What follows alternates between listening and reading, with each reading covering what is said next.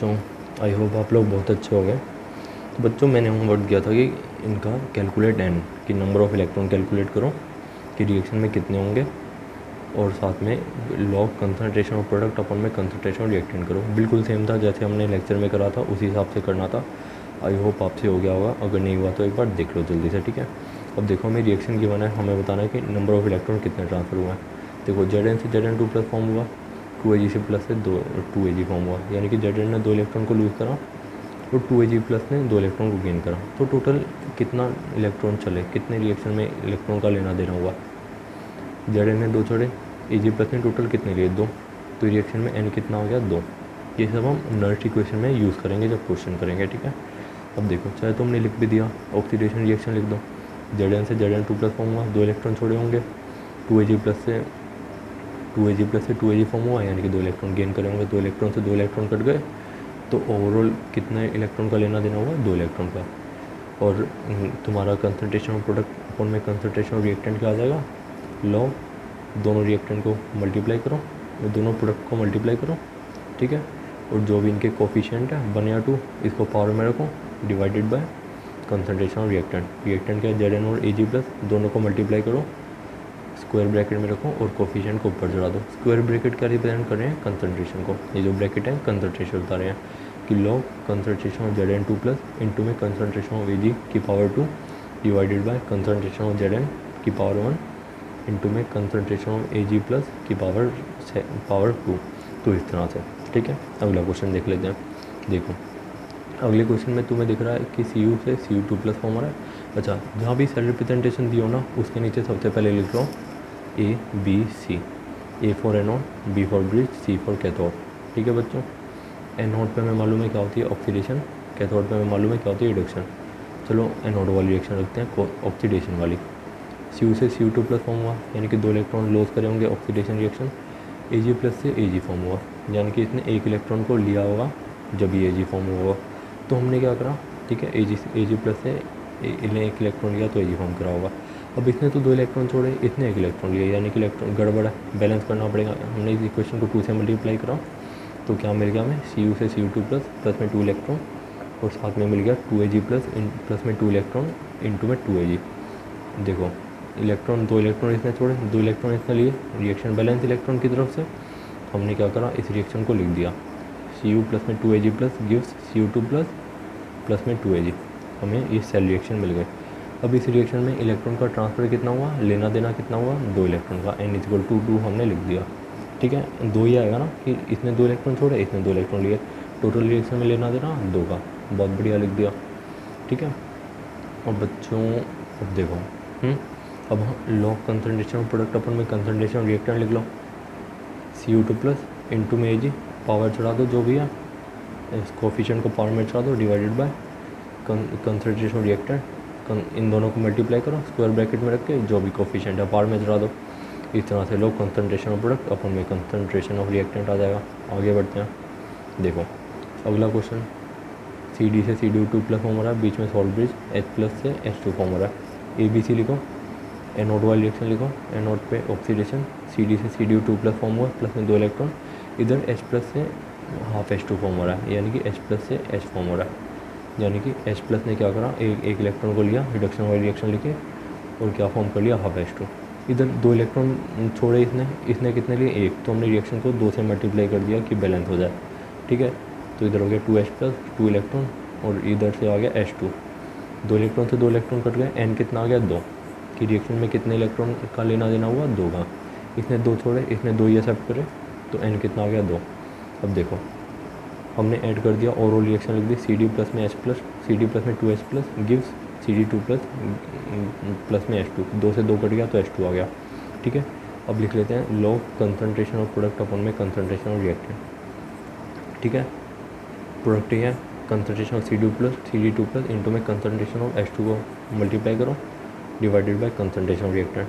Concentration of CD into में concentration of H plus, 2 को ऊपर पावर में चढ़ा दो, ऊपर इधर 1 भी चढ़ जाएंगे, बट 1 का तो क्या ही लॉजिक रहता। तो CD की कंसंट्रेशन का कोफिशिएंट 1 पावर में, H प्लस की कंसंट्रेशन का कोफिशिएंट पावर में, इसको 2 में चढ़ा दो, ठीक है बच्चों। आई होप आपसे हो चुके होंगे सब। आगे बढ़ते हैं।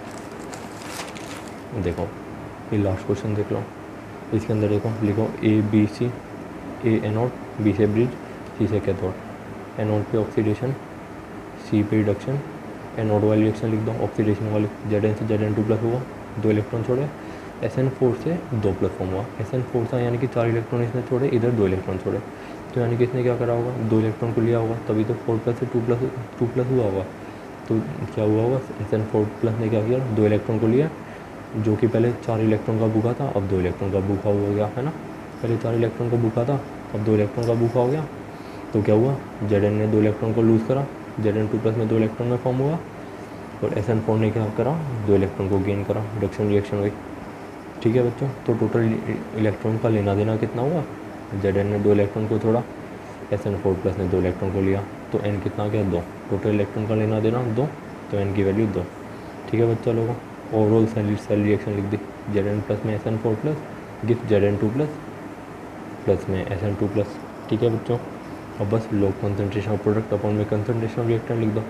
कंसंट्रेशन ऑफ प्रोडक्ट क्या हो जाएगी, कंसंट्रेशन ऑफ Zn2+ इनटू में concentration of SN2+ divided by concentration of reactant, concentration of reactant divided by SN4+। I hope ये सब आपको से हो गया होगा बच्चों। अब कुछ बेसिक प्रॉपर्टी देख लेते हैं लॉग की। बच्चों चलो अब ना कुछ बेसिक प्रॉपर्टी ऑफ लॉग देख लेते हैं। हालांकि लॉग तुमने मैथ में पढ़ रखा होगा, बट फिर भी हम एक बार देख लेते हैं, तुम्हें काम आएगा क्योंकि इस चैप्टर में। ठीक है बच्चों, लॉग ना 2 तरीके के होते हैं। एक तो होता है नेचुरल लॉग, ठीक है, जिसको हम ln से रिप्रेजेंट कर देते हैं, या लॉग जिसका बेस e होता है उसे हम नेचुरल लॉग बोलते हैं। ठीक है बच्चों, नेचुरल लॉग को या तो हम ln से रिप्रेजेंट कर देते हैं, या लॉग जिसका बेस e। ठीक है बच्चों, इसको हम नेचुरल लॉग बोलते हैं। एक दूसरे तरह का लॉग होता है जिसका बेस होता है 10। ठीक है, लॉग बेस 10 बोलते हैं इसे ना, लॉग जिसका बेस 10 होता है। ये हमारे चैप्टर में काम आने वाला है। ठीक है, अब बच्चा देखो, अब देखो और ना नेचुरल लॉग और लॉग बेस 10 में एक रिलेशन होता है। क्या रिलेशन होता है, जो लॉग बेस ई होता है ना, नेचुरल लॉग किसके इक्वल होता है, 2.303 ऑफ लॉग 10 कि लॉग जिसका बेस ई किसके इक्वल होता है, 2.303 ऑफ लॉग बेस 10।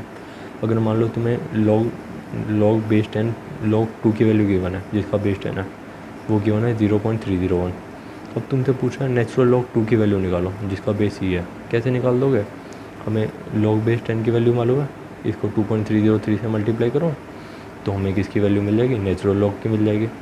ठीक है, हमारा इस चैप्टर में काम कौन से आने वाला है, हालांकि जिसका बेस 10 होता है। ठीक है, अगर मान लो तुम्हें नेचुरल लॉग निकालना है जिसका बेस ये है, बस ये बेस 10 वाली वैल्यू को 2.303 से मल्टीप्लाई कर दो तो हमारा लॉग जिसका बेस ई है उसकी वैल्यू आ जाएगी। ठीक है बच्चों, और अगली लॉग की प्रॉपर्टी क्या होती है, लॉग ए बी किसके इक्वल होता है, लॉग ए प्लस में लॉग बी। ए बी क्या मान लो कोई भी नंबर है, लॉग ए प्लस में लॉग बी के इक्वल होता है। ठीक है, अच्छा बच्चों, अगर मान लो तुम्हें गिवन है क्वेश्चन में log a divided by log b, इसका क्या फॉर्मूला होता है, लॉग ए माइनस में लॉग बी करके हम इसे लिख सकते हैं। मान लो तुम्हें log 5 अपॉन में log 4 गिवन है, तो इसको कैसे लिख सकते हैं, log 5 माइनस में log 4, है ना बच्चों। ठीक है, अगर मान लो तुम्हें गिवन है log a मतलब कोई वैल्यू है जिसकी पावर है b, तो हम इसे कैसे लिख सकते हैं, b को आगे ले आओ कोफिशिएंट में, b log a, इसे हम ऐसे लिख सकते हैं।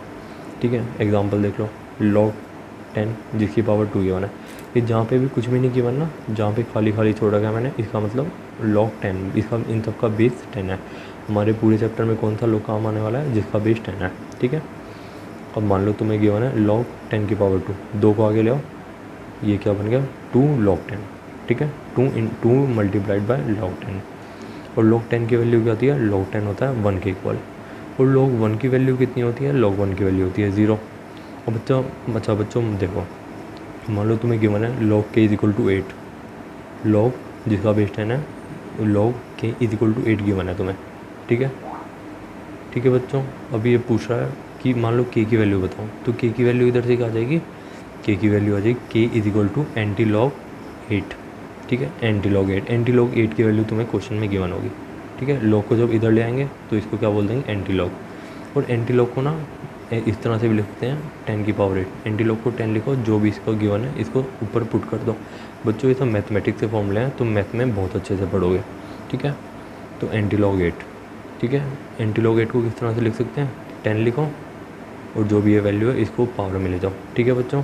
और ना हमारे मतलब जनरली क्वेश्चन पेपर में क्या होता है, लॉग की वैल्यू जनरली गिवन होती है, ठीक है, कि लॉग की वैल्यू तुम्हें गिवन होगी कि मतलब क्वेश्चन में लॉग की वैल्यू गिवन होगी कि मतलब क्वेश्चन में मान लो लॉग 7 की वैल्यू रिक्वायर्ड है तुम्हें, या लॉग 15 की वैल्यू रिक्वायर्ड है, तो तुम्हें क्वेश्चन में गिवन होगी कि log 15 is equal to this, तो तुम क्वेश्चन के टाइम पे उसको पुट कर सकते हो। बाकी फिर भी तुम्हें लॉग 5 तक तुम वैल्यू को याद कर लेना, जिसका लॉग कौन थे लॉग के, नेचुरल लॉग के नहीं, लॉग जिसका बेस 10 होता है। लॉग 1 की वैल्यू 0, लॉग 2 की वैल्यू क्या होती है 0.301, लॉग 3 की वैल्यू क्या होती है 0.477, लॉग 4 की वैल्यू क्या होती है 0.602, लॉग 5 की वैल्यू क्या होती है 0.699, ठीक है बच्चों। इसको लॉग बेस 10 भी बोल सकते हैं, या खाली लॉग 2 गिवन होगा, ये अंडरस्टूड होगा कि इधर बेस 10 है इसका। लॉग 3 की वैल्यू 0.477, लॉग 4 की वैल्यू 0.602, लॉग 5 की वैल्यू 0.699, ठीक है बच्चों। आगे बढ़ते हैं, ठीक है बच्चों।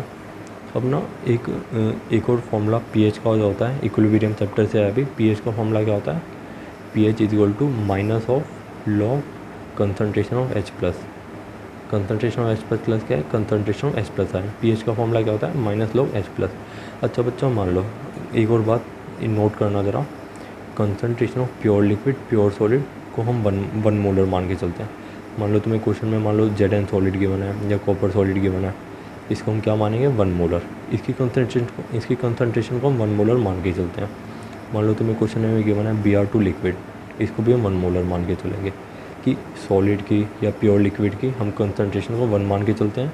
इसका रीज़न क्या है, क्योंकि ना डेंसिटी प्योर लिक्विड की या प्योर सॉलिड की हमेशा कॉन्स्टेंट होती है, तो इसलिए हम इनको कॉन्स्टेंट मान के चलते हैं और इसको हम 1 लेके चलते हैं। तुम्हें कहीं भी सॉलिड दिखे रिएक्शन में या तुम्हें दिखे प्योर लिक्विड, हम उसको 1 मान के चलेंगे, ठीक है बच्चों।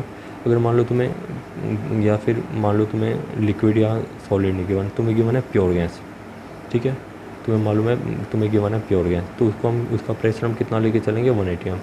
मान लो तुम्हें प्रेशर ऑफ H2 गिवन है, प्रेशर ऑफ H2 की बात कर रहा है, तो हम उसे कितना लेके चलेंगे 1 atm, ठीक है। और गैसेस के केस में ना हम कंसनट्रेशन की जगह प्रेशर को लेके चलते हैं।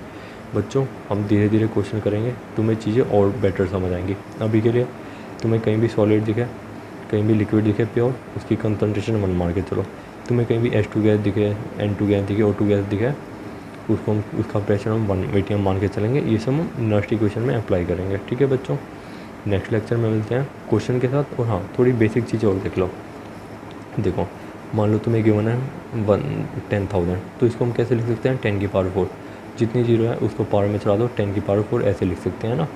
ये सब तुमने पढ़ रखा होगा, तुम्हें मालूम भी होगा, किसी को नहीं मालूम तो देख लो। मान लो तुम्हें गिवन है 7 लाख, 7 जिसके पास है 5 जीरो, 1 2 3 4 5, इसको हम कैसे लिख सकते हैं 7 इंटू में 10 की पावर 5।